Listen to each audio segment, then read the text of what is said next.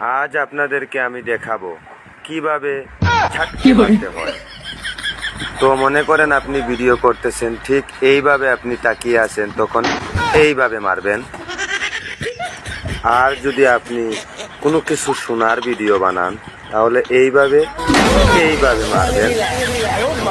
আর যদি আপনাকে কেউ ভয় দেখায়, তাহলে এইভাবে মারবেন। আর যদি আপনি আস্তে আস্তে রোমান্টিকভাবে কথা বলার মধ্যে আপনি হালকা একটু নাড়া দিয়ে এইভাবে মারবেন। আর যদি আপনি নর্মালভাবে হাঁটতেছেন, হঠাৎ করে আপনার সামনে কিছু পড়লো, তখন আপনি ঠিক এইভাবে মারবেন। আর আপনারা যেইভাবে যারা পারেন, ঠিক তেমনি আপনারা ঝাটকে মেরে আপনারা ভিডিও বানাবেন।